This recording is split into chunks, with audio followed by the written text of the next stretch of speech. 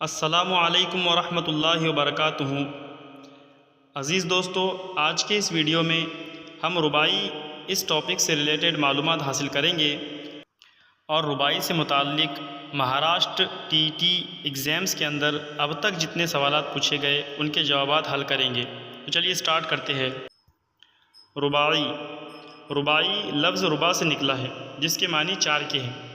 اصناف سخن میں رباعی اس مختصر نظم کو کہتے ہیں جو فقط 4 مصروں پر مشتمل ہو، یعنی 4 مصروں پر مشتمل نظم یہ رباعی ہے، جس کا پہلا، دوسرا اور چوتھا مصرع ردیف اور قافیے کا پابند ہوتا ہے، اور رباعی کا چوتھا مصرع حاصل گفتگو کہلاتا ہے، اور شاعر پہلے 3 مصروں کا تانا بانا چوتھے مصرے کے لیے بنتا ہے۔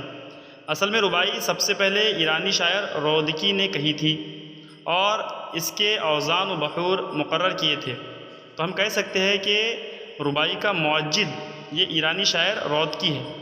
رباعی فارسی سے اردو میں آئی ہے۔ چلیے یہ تو تھی رباعی کے متعلق معلومات۔ اب ہم TET ایگزامس میں رباعی اس ٹاپک سے ریلیٹڈ جتنے بھی کوشچنس آئے ہیں ان کو حل کرنے کی کوشش کرتے ہیں۔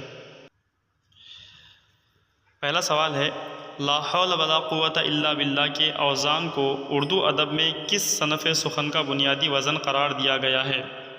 تو لا حول ولا قوت الا باللہ کو اردو ادب میں رباعی اس صنف سخن کا وزن قرار دیا گیا ہے۔ اس کے بعد میں اگلا سوال ہے، روپ کس کی رباعیوں کا مجموعہ ہے؟ جواب، روپ فراخ گورکھپوری کی رباعیوں کا مجموعہ ہے۔ اگلا سوال ہے، درج ذیل میں سے کون سے رباعی کے موجد ہے؟ تو آپشنس ہے اس میں حالی، رودکی، سالک اور میر انیس۔ تو اس کا صحیح جواب ہے آپشن نمبر 2 رودکی۔ اس کے بعد میں اگلا سوال ہے، عمر خیام کی پہچان خالی جگہ سے ہے، مثنوی، رباعی، غزل یا قطعات؟ تو اس کا صحیح جواب ہے عمر خیام کی پہچان رباعی سے ہے۔